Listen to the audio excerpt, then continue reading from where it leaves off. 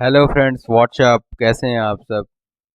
उम्मीद करता हूँ अच्छे होंगे और अपनी तैयारी को कंटिन्यू कर रहे होंगे। तो फ्रेंड्स, आज का जो है वीडियो है काफ़ी इंपॉर्टेंट होने वाला है, तो प्लीज़ वीडियो को पूरा देखिएगा। चैनल पर नए हैं तो चैनल को सब्सक्राइब करिएगा। वीडियो अगर अच्छा लगे तो प्लीज़ वीडियो को लाइक करें। साथ में अपने फ्रेंड्स एंड कलीग के साथ ज़रूर ज़्यादा से ज़्यादा शेयर करें। तो आज का जो वीडियो है यह लेबर लॉ टॉपिक पे है, जिसमें हम factory act, industrial dispute act, workman compensation act से जुड़े MCQs को कवर करेंगे। तो वीडियो में लास्ट तक हमारे साथ बने रहिएगा। स्टार्ट करते हैं। Under the factory act, white washing of the factory building should be carried out in every dash dash months. Option दिया है 12 मंथ्स, 24 मंथ्स, 26 मंथ, 14 मंथ। तो as per the factory act, white washing of factory building should be carried out in every 14 month. So option number D is the right answer for this question. Okay, याद रखिएगा, जो भी factory buildings है उसको हर 14 months के समय अंतराल में वाइट वॉश या कलर वॉशिंग करना है। ठीक है। नेक्स्ट है क्वेश्चन नंबर 64 पे आते हैं। पूछा है, to close down a factory the occupier has to give dash dash days of notice to the authorities. ये क्वेश्चन आ चुका है भी हाल फिलहाल के एग्जाम में। तो इसके अंदर अगर ऑक्यूपायर को फैक्ट्री को क्लोज करना है तो उसको कितने दिन का नोटिस अथॉरिटीज को देना होता है? तो इसका आंसर हो जाएगा that is 60 days. So option number B is the right answer for this question, that is 60 days notice जो है तो अथॉरिटीज को देना होता है। क्वेश्चन नंबर 63 पे आते हैं। पूछा है, the employment of young person on dangerous machine should B.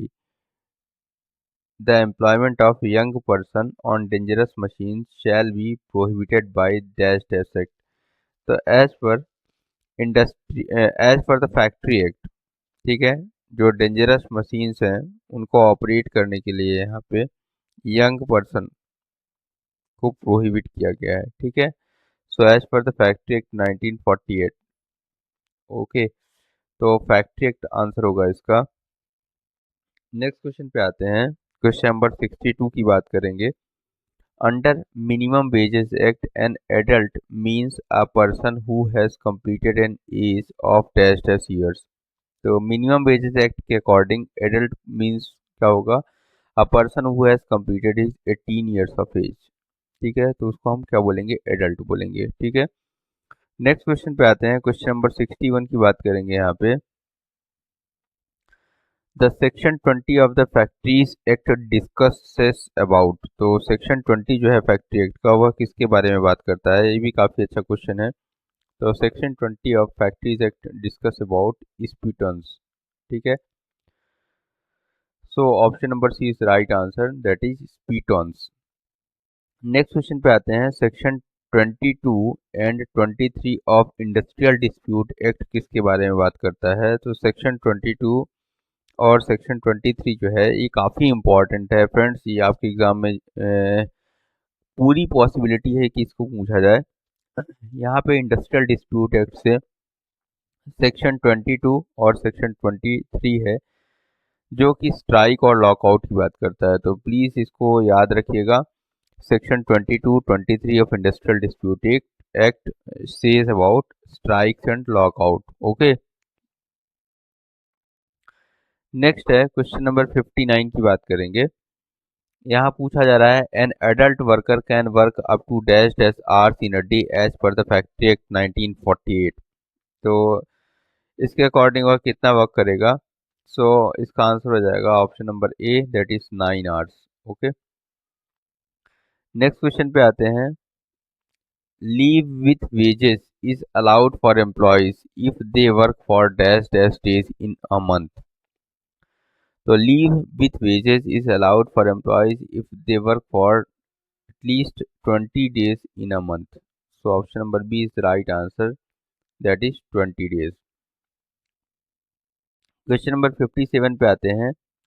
A person who has ultimate control over the affairs of factory under Factory Act 1948 is called manager, chairman, occupier, none of the above. तो इसका answer हो जाएगा that is occupier. Okay. Next है question number 56 की बात करेंगे।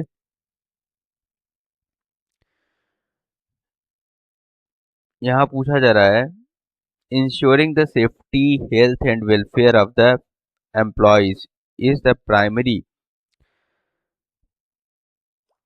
Purpose of the factory act 1948, industrial dispute act, workman compensation act, minimum wages act. तो काफ़ी सिंपल सा क्वेश्चन है, इसका आंसर हो जाएगा that is factory act 1948।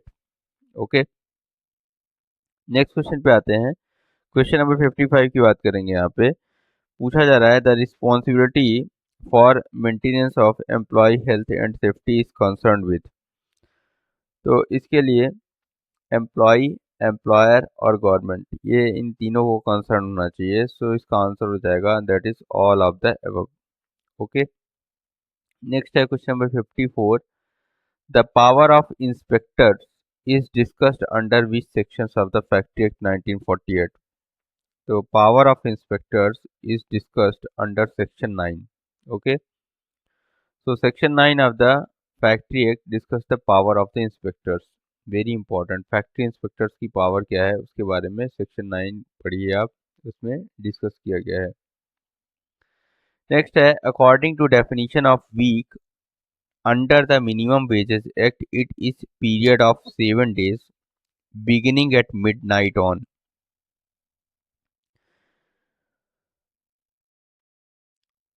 Sunday, Monday, Friday, Saturday. तो इसका आंसर हो जाएगा बिगिनिंग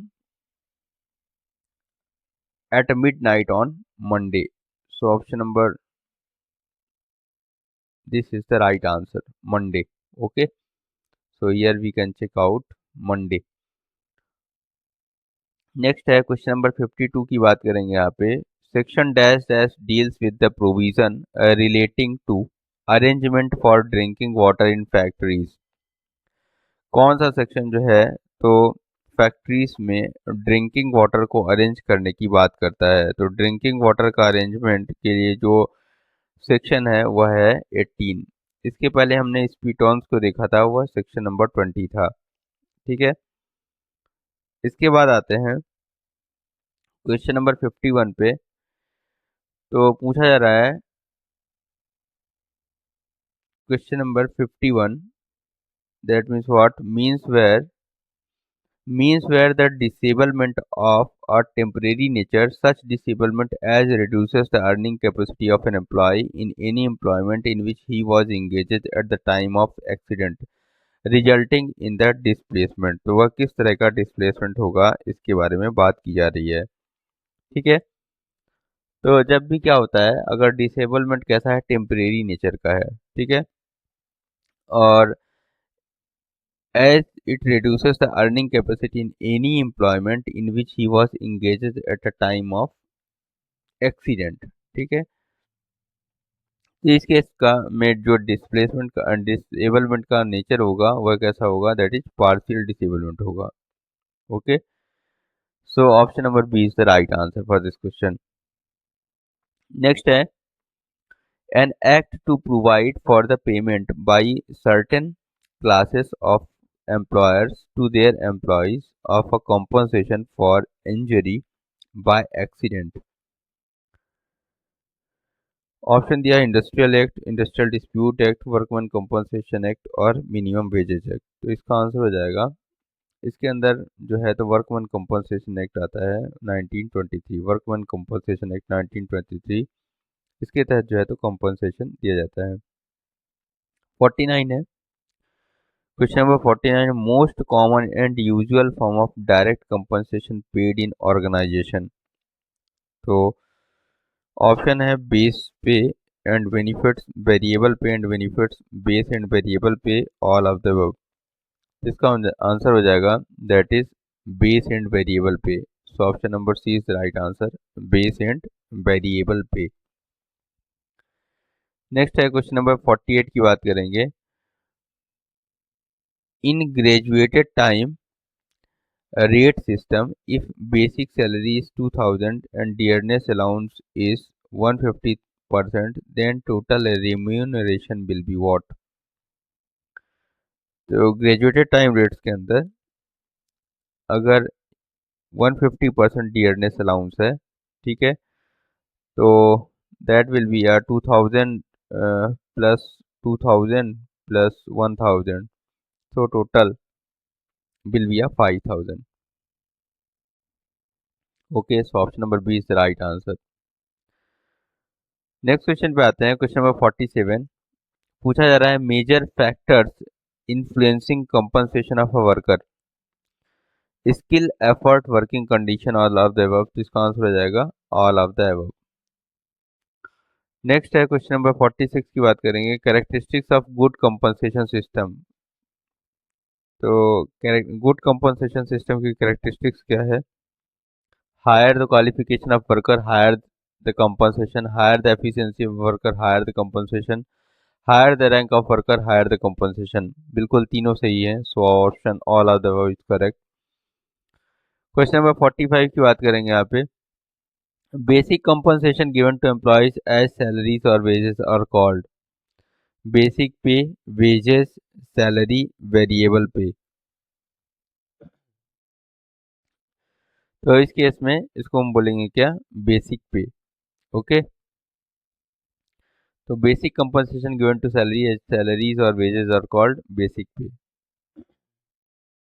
नेक्स्ट है, a workman have loss of both eyes and then he or she will get compensation dash dash percentage of loss of earning capacity।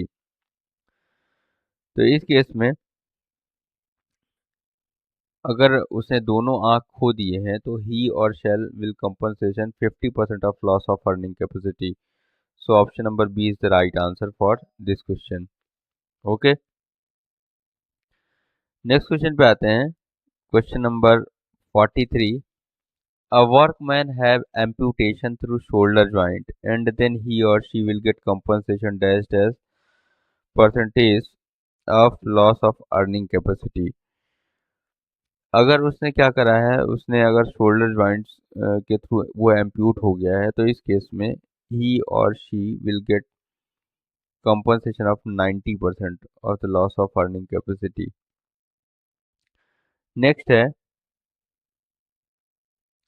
if a workman loses of both hands or amputation at a higher sites then he or she will get compensation dash dash of the earning capacity। तो इस case में अगर उसने both hands हो गया है उसके, है ना, एम्प्यूट हो गए हैं, ठीक है, एट हायर साइड्स, तो इस केस में उसको जो कंपनसेशन मिलेगा वह पूरा मिलेगा, ठीक है। सो 100% will be the compensation. Next question है, क्वेश्चन नंबर 40 की बात करेंगे, मिनिमम रेट्स ऑफ वेजेस में बी फिक्स्ड बाय। तो जो मिनिमम रेट्स ऑफ वेजेस होते हैं किस बेस पर फिक्स होते हैं? आर बेसिस पर, डे बेसिस पर, मंथ बेसिस पर, ऑल ऑफ द अबव। तो ये तीनों बेसिस होते हैं, hour basis, day basis, month basis और, सो तीनों ऑप्शंस जो हैं तो करेक्ट होंगे। नेक्स्ट है, पूछा जा रहा है if death result from injury the amount of compensation to employ equal to. तो इस केस में if death result from injury then 40% monthly wages multiply by relevant factor. Okay, so option number A is the right answer, 40% monthly wages multiplied by relevant factor। Okay, next question पे आते हैं, question number 38। A person named as minor who has not attend the age of 21, 18, 20, none of the above। A person named as minor who has not attained the age of 18 years। अगर वह 18 years का as को attend नहीं किया है तो इस case में वह माइनर कहलाएगा, ठीक है। नेक्स्ट क्वेश्चन आते हैं, question number 37। Dependent means dash dash relatives of deceased workman. तो डिपेंडेंट किसको कहा जाएगा? Widow, minor legitimate son, unmarried legitimate daughter, all of the above. तो ये तीनों जो है तो लेजिटिमेट है, मतलब लेजिटिमेट डिपेंडेंट कहलाए जाएंगे। तो option all of the above is correct. 36 पे आते हैं। A workman who is employed in an industrial establishment in the place, or another workman whose name is borne on the muster rolls of the establishment is. So, a workman who is employed in an industrial establishment in a place, or another workman whose name is borne on the muster rolls of the establishment, तो उसको किस तरह का workman बोला जाएगा? तो इसका answer हो जाएगा दैट इज बदली वर्कमैन। क्या कहलाया जाएगा? ठीक है, option number C is the right answer. Next है 35 की बात करेंगे। Section dash dash of industrial dispute act covers the compensation provided to workers who are in continuous service for not less than 1 year। तो इस case में जो compensation होगा उसको किस सेक्शन के अंदर दिया जाएगा? तो इसका आंसर हो जाएगा दैट इज 25 FFF के अंदर। ठीक है, तो section 25 FFF of industrial dispute act ensure करता है कि कंपनसेशन जो है, जो कंटिन्यूअस वर्कर है जिसने सर्विस जो है तो 1 साल के अंदर तक करी है, 1 साल से ज़्यादा की सर्विस करी है, तो इस केस में उसको कंपनसेशन दिया जाए। क्वेश्चन नंबर 34 है। No person employed in a public utility service shall go on strike. ये इंपॉर्टेंट है, ये क्वेश्चन एग्जाम में 3 से 4 बार आ चुका है। तो इसके according no person employed in a public utility service shall go on strike in a breach of contract within dash dash of giving such a notice 2 week, 6 weeks, 1 week और 4 weeks. तो इसका answer हो जाएगा that is 6 weeks. Okay, so option number B is the correct answer. Please इसको याद रखिएगा, इसका answer क्या आ जाएगा? That is 6 weeks. So no person employed in a public utility shall go on strike in a breach of contract dash dash of giving such a notice। Same यही concept जो है तो लॉकआउट पर भी होता है लागू। ठीक है, तो लॉकआउट के लिए भी जो है एम्प्लॉयर के केस में वह 6 वीक का ही टाइम पीरियड रहेगा। नेक्स्ट है क्वेश्चन नंबर 33 की बात करेंगे। यहाँ पूछा जा रहा है as per section dash dash a conciliation proceeding shall be deemed to have commenced on the date on which a strike or lockout is received by the conciliation officer। ठीक है, तो यहाँ पे जो कॉन्सिलिएशन की प्रोसेस है as per section 22, as per section 22 क्या आ जाएगा? As per section 22 a conciliation proceeding shall be deemed to have commenced on the date on which a strike or lockout is received by a conciliation officer। ठीक है, so option number A is the correct answer. इसका answer क्या हो जाएगा? Section 22। Okay, next है question number 32 पे आएंगे। A national tribunal consist of dash dash number of persons are appointed by central government. तो इसके अकॉर्डिंग नेशनल ट्रिब्यूनल के अंदर जो है कितने पर्सन सेंट्रल गवर्नमेंट द्वारा अपॉइंट किए जाते हैं? तो इसका आंसर हो जाएगा दैट इज ओनली 1 पर्सन। ठीक है, नेक्स्ट है question number 31। Dash dash includes any court constituted under any law relating to investigation and settlement of industrial dispute in force in any state, that is called a labor court। Okay, so option number A is the right answer, that is labor court। Next है question number 30 की बात करेंगे। On going globalization in India requires drastic changes under of dash dash of labour legislation. तो इसका answer हो जाएगा that is factory act, employees state insurance act, industrial dispute act और employees provident fund act. तो इसका answer क्या हो जाएगा? That is industrial dispute act. 1947। Question number 29 है, under the industrial dispute act dash dash is not be considered as an industrial dispute. तो कौन सा जो डिस्प्यूट है वो इंडस्ट्रियल डिस्प्यूट की कैटेगरी में नहीं आएगा। तो इसके according when employer fails to keep his verbal promise, when closure is pretence, when demand made for alteration of condition of service of employees in cooperative society, when the lockout is disguise of closure. तो option number C is the right answer, as per the demand made for alteration of condition of service of employees in cooperative society is the right answer. Next है, पूछा जा रहा है question number 28 की बात है यहाँ पे, अवार्ड का मतलब क्या होता है यहाँ पे, what is the means by award. So award under industrial dispute act 1947 is the अंतरिम determination of industrial dispute, final determination of industrial dispute. तो इसका आंसर हो जाएगा दैट इज बोथ। तो अवार्ड का मतलब इंडस्ट्रियल डिस्प्यूट एक्ट के अंदर दोनों अंतरिम और final determination of industrial dispute होता है।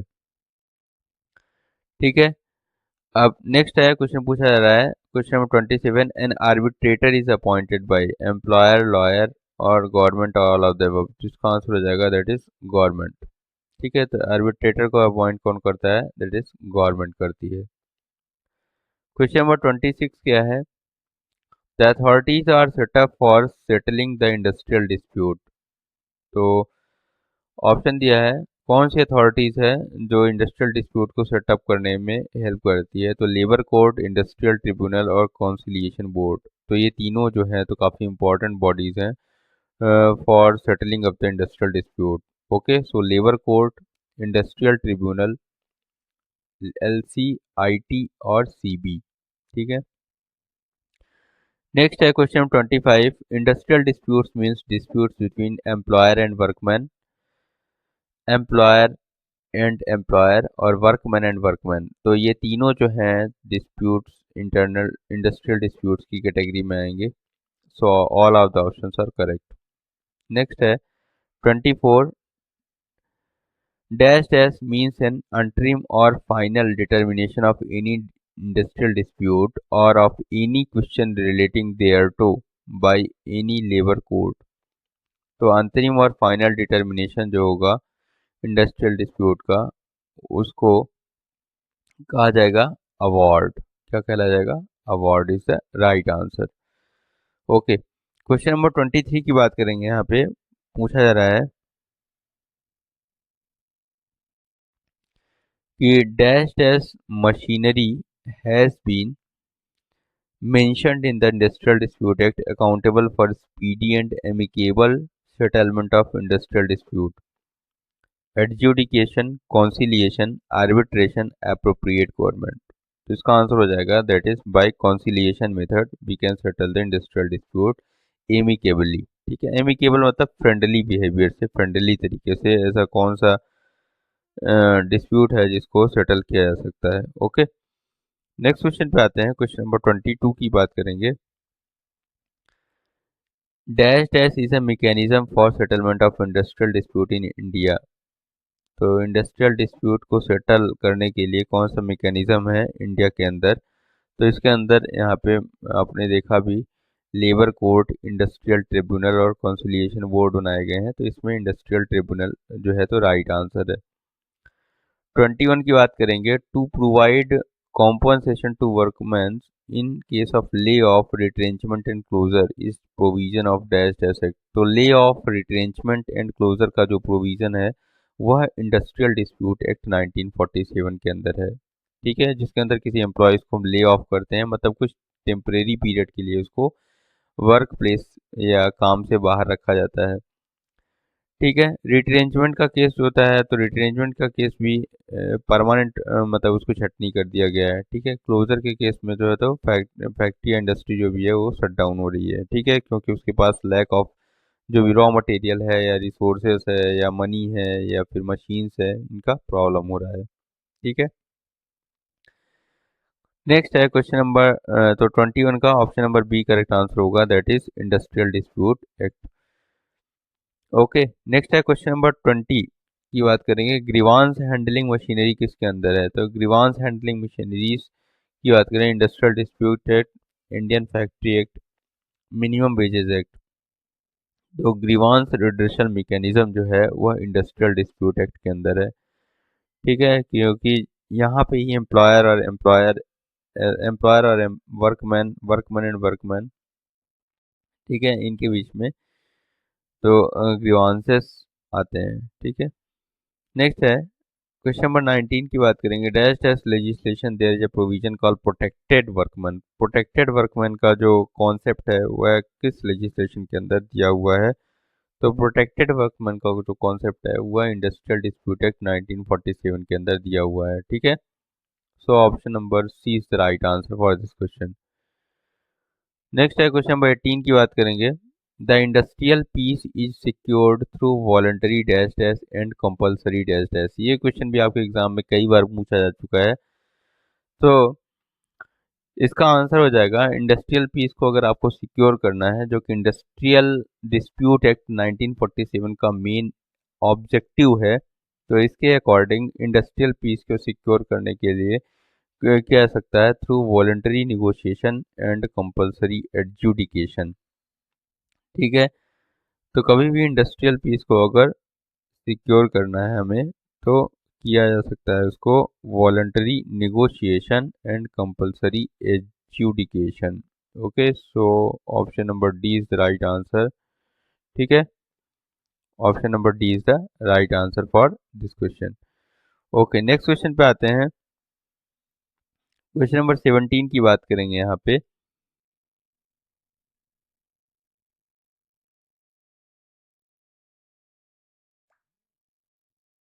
Dash dash authorities enforces the factory act 1948। तो फैक्ट्री एक्ट 1948 को इन्फोर्स करने का काम कौन करता है? तो इसका आंसर हो जाएगा labour department of the state government जो है वह इसको इन्फोर्स करने का काम करती है। So option number C is the right answer for this question. Next है question number 16, the maximum daily hours of a work in a day with normal wage allowed in a factory. तो ये हमने अभी देख लिया, 9 hours is the right answer. Crochet is to be provided if dash dash or more lady employees are engaged। तो क्रिशे को provide करने के लिए जो है तो कम से कम 30 वुमेन्स जो है तो होने चाहिए। So option number C is the right answer for this question.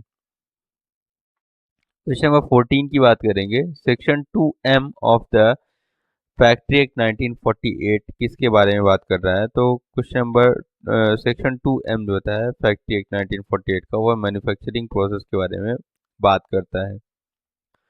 So option number B is right answer, that is 2M। ठीक है, इसके अलावा क्वेश्चन नंबर 13 की बात करें अगर, तो यहाँ पे पूछा जा रहा है कि dash dash is an essential element of a factory. तो इजेंशियल एलिमेंट फैक्ट्री का क्या है? There must be a premises, there must be a manufacturing process being carried on at the premises, there must be a 10 or more workers where the manufacturing process being carried out on the with the aid of power, there must be an electronic data processing units are installed. तो ऐसा कोई option नहीं होता है यहाँ पे, electronic data processing की कोई शर्त नहीं होती। सो ऑप्शन नंबर बी जो दिया है यहाँ पे मीन्स यह जो ऑप्शन है वह करेक्ट होगा। ठीक है, इसके लिए फैक्ट्री के लिए यह इजेंशियल एलिमेंट्स नहीं है। ओके, नेक्स्ट क्वेश्चन पे आते हैं। क्वेश्चन नंबर 12 की बात करेंगे, यहाँ पे पूछा जा रहा है, an adult worker is allowed to work for dash dash hours in a week. तो 48 hours, option number B is the right answer. Next है क्वेश्चन नंबर 11 की बात करेंगे, as per section 16 of factory act 1948 minimum space to be allowed allocated to each worker employed in the factory। तो as per factory act जो minimum space है that is a 4.2 cubic metre. So option number C is the right answer. Next है question number 10 की बात करेंगे, यहाँ पे पूछा जा रहा है, as per the factory act 1948 motor or other appliances which generates or otherwise provides power in termed as prime mover, machinery, equipment, all of the above. इसका आंसर हो जाएगा prime mover. Question number 9, the occupier of a factory is required to send written notice to the chief inspector of factory at least dash dash days before he begins to occupy the premises of factory। तो इसके according जो factory का occupier है, before occupy the factory और engage with the manufacturing process, he has to send a 15 days advance notice to chief inspector of factory। Okay, so option number B is the right answer for this question। ये काफ़ी important question ये भी लगा मेरे को। Next है question number 8 की बात करेंगे। The licence fee can be paid to get licence for a factory maximum up to. तो licence fee can be paid to get licence for a factory maximum up to dash dash 1 year, 2 year, 5 year, 3 year. तो इसका answer हो जाएगा that is 5 year. Next है question number 8 का answer देख लेते हैं 5 ईयर। क्वेश्चन नंबर 7 की बात करेंगे। For contravention of a provisions of a factories and the occupier shall liable for punishment up to fine with rupees 10,000, fine of 1 lakh, fine of 2 lakh and none of the above। तो इसका answer हो जाएगा that is none of the above। Okay, next है arrangement of drinking water is mentioned under which section of the factory act 1948। तो drinking water का जो arrangement है हमने देख लिया अभी, दैट इज सेक्शन 18। ठीक है, ये रिपीटेड क्वेश्चन हो गया। इसके अलावा भोपाल गैस ट्रेजिडी की बात करेंगे। Bhopal gas tragedy that is on 3 दिसंबर 1984। ठीक है, तो बहुत बड़ा डिजास्टर हुआ था भोपाल गैस डिजास्टर। इसके अंदर जो मिथाइल आइसोसाइनाइड गैस है वो उसका लीकेज हो गया था। तो इस पे पूछा जा रहा है कि भोपाल गैस ट्रेजिडी होने के बाद कौन सा लेजिस्लेशन कमेंस हुआ। Indian safety act, Indian boiler act, Indian wages act dash dash and none of the above. तो बेसिकली इसके बाद जो है तो ईपीए आया था, that is environment protection act 1986 आया था। ठीक है, तो ये जो तीन ऑप्शंस दिए हैं इनमें नन ऑफ द अबव होगा। इन्वायरमेंट प्रोटेक्शन एक्ट आया था। ठीक है, नेक्स्ट है question number 4। As per the Indian factory act employer has to provide canteen facility if there are dash dash number of employees. तो 250 एम्प्लॉयज पर जो है तो उसको कैंटीन फैसिलिटीज प्रोवाइड करना होता है। ठीक है, तो इसका आंसर क्या हो जाएगा, दैट इज 250। ओके, इसके अलावा अगर हम बात करें यहाँ पे तो 150 वर्कर्स या उससे ज़्यादा होने पर जो है तो उसको फर्स्ट एड बॉक्स देना होता है। ठीक है, 1 फर्स्ट एड बॉक्स होता है ऊपर 150 वर्कर्स पर होता है।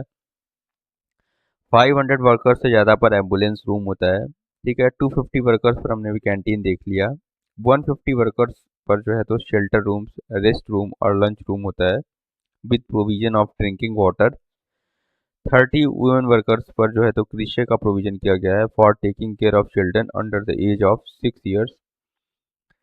500 वर्कर्स पर जो है occupier shall employ welfare officers. 500 या उससे ज़्यादा पर जो है तो उसको क्या रखना होता है, दैट इज वेलफेयर ऑफिसर रखना होता है। ठीक है, और इसके अलावा जो है तो 1000 अगर एम्प्लॉयज़ हैं, 1000 या उससे ज़्यादा हैं, तो इस केस में उसको जो है तो सेफ्टी ऑफिसर्स का भी प्रोविज़न रखना चाहिए। ठीक है, तो इस तरह से जो है तो काफ़ी इम्पोर्टेंट है। इसके अलावा जो है तो हमने अभी आपको दिखाया था कि अगर ओवर क्राउडिंग जो हो रहा है उसको अवॉइड करने के लिए जो वर्क रूम है पहले वह 9.9 क्यूबिक मीटर का हुआ करता था। ठीक है, आफ्टर दिस एक्ट जो है तो इसको 14.2 क्यूबिक पर मीटर किया गया। ठीक है, तो ये भी काफ़ी इम्पोर्टेंट है। और मोर देन 250 वर्कर पर जो है तो cooling drinking water in hot weather, ठीक है, इसका भी प्रोविजन दिया गया है। ठीक है, तो ये भी याद रखिएगा आप, काफ़ी इम्पोर्टेंट है। ठीक है। फैक्ट्री एक्ट के अंदर जो चीफ इंस्पेक्टर है उसको अपॉइंट करने का काम कौन करता है, वह स्टेट गवर्नमेंट के हाथ में होता है कि स्टेट गवर्नमेंट के पास ये पावर होती है कि जो chief inspector of the factory है उसको वह अपॉइंट करे। ठीक है, तो ये कुछ इंपॉर्टेंट पॉइंट्स थे, इनको हमने देखा। क्वेश्चन नंबर 3 की बात करते हैं। यहाँ पूछा जा रहा है, इसका आंसर हमने देख लिया क्या, इसका आंसर 250 हो जाएगा। नेक्स्ट है क्वेश्चन नंबर 3 की बात करेंगे। पूछा जा रहा है section 27 under the industrial dispute act is about. तो section 27 under the industrial dispute act किसके बारे में बात करता है? Manufacturing process, penalty for instigation, occupier और नन ऑफ द अबव। तो सेक्शन 27 वह पेनाल्टी फॉर इंस्टिगेशन की बात करता है। As per the Indian factory act, the person who has control over the affairs of factory is known as occupier. सभी को पता है, so option number C is right answer, that is repeated question. Next एक question और पूछा गया है यहाँ पे, इंडियन फैक्ट्री एक्ट कब इन्फोर्स हुआ? ठीक है, तो इंडियन फैक्ट्री एक्ट जो है इन्फोर्स हुआ था 1 अप्रैल 1949 को। So option number B is the right answer for this question. Okay, तो इस तरह से जो है तो हमने इस के टोटल 65 क्वेश्चंस जो है तो इस वीडियो में कवर करे, जो कि एमसीक्यू नेचर के थे और जो कि आपकी परीक्षा की दृष्टि से काफ़ी इंपॉर्टेंट थे। वीडियो अगर अच्छा लगा हो तो प्लीज़ वीडियो को लाइक करें, चैनल पर नए हैं तो ज़रूर सब्सक्राइब करें, साथ में बेल आइकॉन को प्रेस करें जिससे वीडियो की नोटिफिकेशन आप तक टाइमली पहुंच सके। Thanks for watching, have a nice day.